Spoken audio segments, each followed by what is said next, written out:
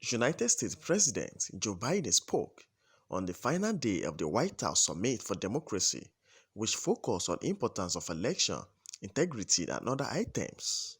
Biden on Thursday, however, pledged that the United States will spend up to $424 million around the world to support independent media, anti-corruption work, and more. The United States, along with Australia, Denmark, and Norway, announced the launch of a joint effort that aims to stem the misuse of technology by authoritarian power to stifle dissent and seek to help develop new tech innovation that supports human rights.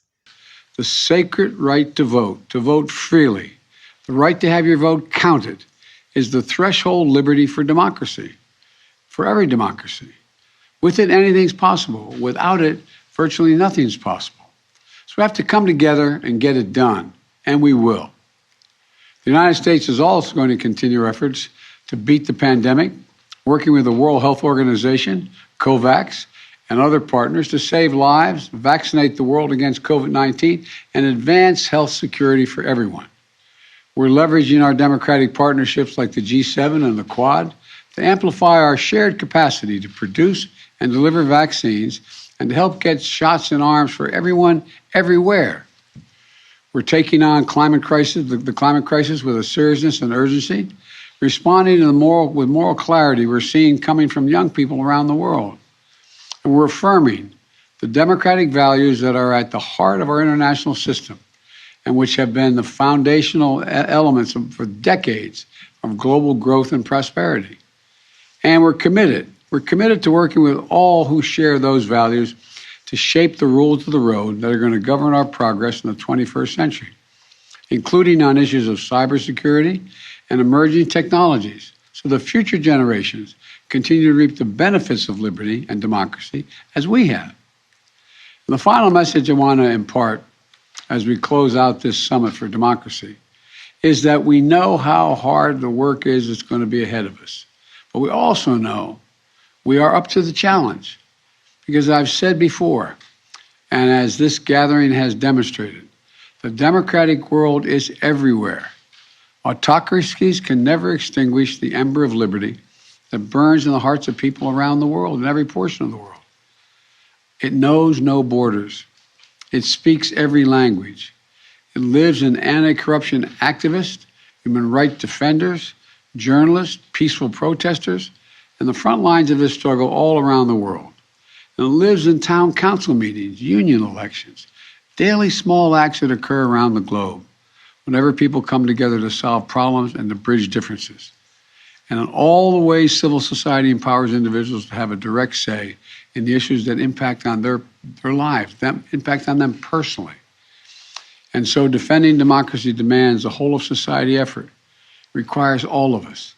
The leaders of governments, we have a responsibility to listen to our citizens, to strengthen the guardrails of democracy, and to drive reforms that are going to make transparent, accountable governance more resilient against the buffering and the buffeting forces of autocracy and those who want in a naked pursuit of power ahead of the public good.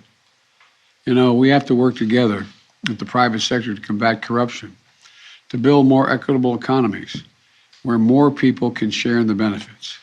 We have to empower our citizens to hold all of us accountable to the highest ideals, and to make sure our actions align with our words. And as we close out the first gathering, let's together reaffirm our determination that the future will belong to those who embrace human dignity, not those who trample it, who unleash the potential of their people, not those who stifle it, and who give their people the ability to breathe free, not those who seek to suffocate their people with an iron hand. You know, as the great Irish poet Seamus Heaney once wrote, once in a lifetime, a longed-for tidal wave of justice can rise up, and hope and history rhyme. That tidal wave doesn't come out of nowhere. It doesn't happen by accident. It happens because people unleash the irresistible power of their dreams and their determination. Democracy is what makes it possible for hope and history to rhyme. And today, hope and history lie in our hands. So let's raise up our ambitions and rise up to meet the challenges together. Thank you, and I look forward to us to following through in the next year on all the commitments that we're making individually. Thank you. President Biden, inflation has just hit nearly.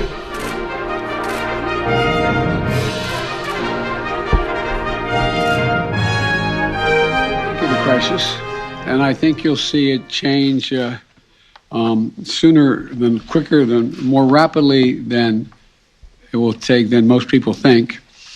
Every other aspect of the economy is racing ahead. It's doing incredibly well. We've never had this kind of growth in 60 years. But inflation is affecting people's lives. But if you take a look at it, if and when, God willing, we get the Build Back Better proposal, if you look at what's inflation all about for people, they're paying more for things they need than they had to pay before. That's the bottom line. Now, if they're paying considerably less for childcare, considerably less for health care, considerably less for insulin, considerably less, and go down the list of being able to take care of their parents, all the things that are in the Build Back Better plan. The reason why economists think it's going to, in fact, diminish the impact on inflation is because it's reducing costs for ordinary people. So I think but in the meantime, in order to get that up and running, and we don't have a single Republican willing to support it yet, in order to get that up and running, it's going to be focused all on the downside. The downside is prices have gone up because of supply chain concerns. We've worked as hard on the supply chain concerns. I think you've already begun to see, and you're going to see over the next couple months, oil prices, prices of gas pump come down. You know, the biggest, a third of the increase in inflation is used automobiles. So, I mean, it is a real problem. But the point is that has to do with supply chain as well. But it also has to do with the fact that not everybody's looking for a used automobile, but those who are, they're paying higher prices because there's fewer of them because of COVID and what was sold out and the like. So I think it's a real bump in the road. It does affect families. When you walk in the grocery store and you're paying more for whatever you're purchasing, it matters. It matters to people.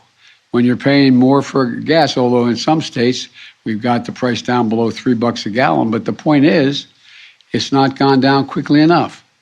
But I think it will. What are your next steps on Ukraine?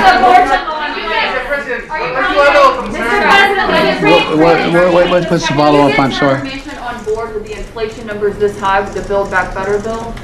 Well, I don't know the answer to that. I'm going to be talking to him at the beginning of the week. And I think if you look at what most people are saying, most of the economists are saying, this Build Back Better bill is not going to increase inflation. It will diminish inflation. It has a negative impact on inflation. It doesn't raise inflation. But that's hard for people to think about right now because inflation is up and there's a direct correlation in most people's mind. Well, why is inflation? Well, government's spending money. Well, that's not the reason for the inflation. The reason for the inflation is that we have a supply chain problem that is really severe and is causing a significant increase in prices in things that, in fact, are hard to get access to. Because at the bottom of it all is COVID. COVID has had a serious impact on the ability to produce a whole lot of necessary products, particularly those imported from the Pacific and other places. I'll take your question and start. What's your response to the Supreme Court leaving the Texas abortion law in place, and what specifically are you going to do? Well, my problem is I haven't seen it. I just got back. I just walked here from delivering Bob Dole's eulogy, so I haven't seen the report. I will take a look at what the Supreme Court said. I don't know what it said. Because the last 3 hours I've been involved with Bob Dole's eulogy and funeral.